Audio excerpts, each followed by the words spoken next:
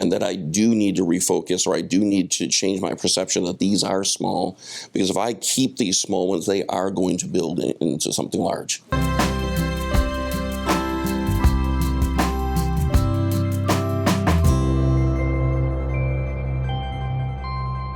So that phrase, "don't sweat the small stuff," has a lot of wisdom to it. If people are really, frustrated, how can they learn to stay more in the moment so that they don't let the little things bother them so much?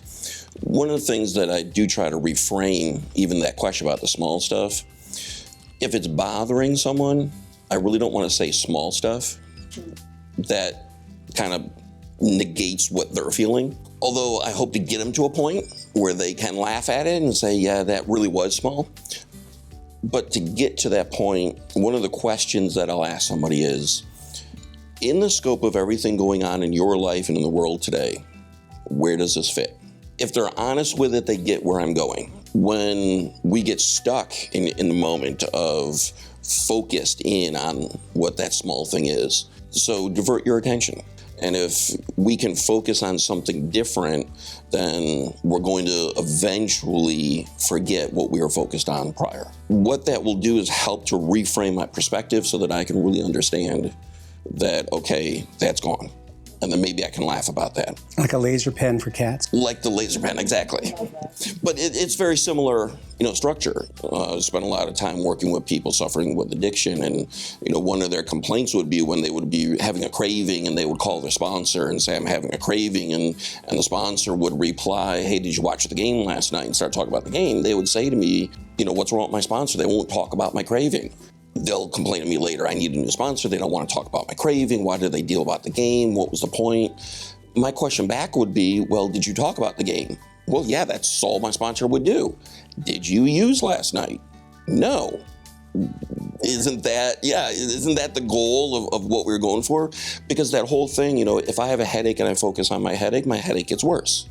If I have a headache, do what I need to do to take care of that headache and then go back to doing something else, my headache goes away. But we also have to eventually come back and understand this was small, and that I do need to refocus, or I do need to change my perception that these are small, because if I keep these small ones, they are going to build into something large. I've had a similar experience working with the veterans at the VA with their drinking. They all get a white chip. The first day they come in for their meeting, and they all have a white chip. And I said, that goes in your pocket. When you feel like a craving's coming along, you put it in your mouth. And you obsess on that, and when it melts, you can drink. And they're like, I said, yeah, just put it in your mouth and obsess on it all day long and see how long it takes for it to melt, And they're like, how does it work? I said, I don't know, try it. But again, trying to get them to see that their mindset of trying to not drink is getting them to want to drink. And so then I tell them, okay, let's pick your battles. Your wife said if you pick up another drink again, she's leaving you. And if she leaves you, what's going to happen? Well, I don't know. I said, well, then you want to look at that. What is the consequence if you drink again? Is it worth it? Is your idea of having that drink worth losing everything that she says she's going to do? So I also say, pick your battles of what you want to do. As a couple therapist, we want partners to use each other, especially when there's perseveration, obsession, right? There's a loop that goes on actually in the brain where we start to perseverate. And the only way actually to break that loop is, as you said, through attention.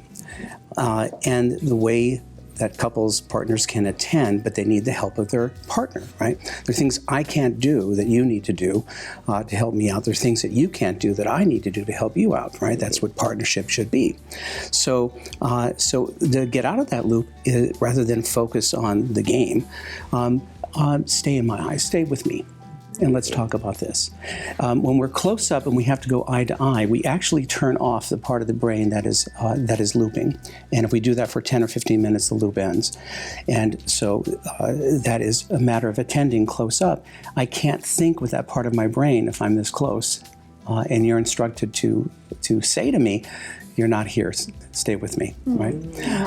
And this is the original attention, right? The original object is the mother's face, mother's eyes, the father's eyes. And when we think of attention deficit, we often think of insecure children. When insecure, the first thing that goes is attention. And if children are left alone a lot, and many kids are, they learn to what's called auto-regulate, and they can't stop it themselves. Therefore, they need another person to do this. Sometimes I will, often in the beginning of treatment, have a couple say to me or each other, Nancy, this is really hard for me to say to you, but I think I see antlers growing out of your head. Mm-hmm.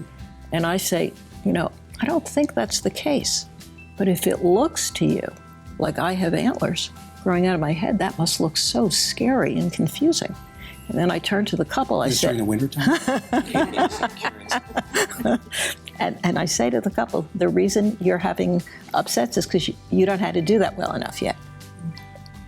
To practice, every part of me wants to say, are you out of your mind?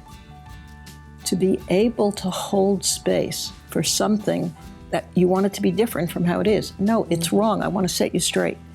And that is an important skill, to be able to hold the reality of the other. Even practicing doing absurd things like the antlers thing, people will have strong reactions having to just listen to something that sounds nutty to them.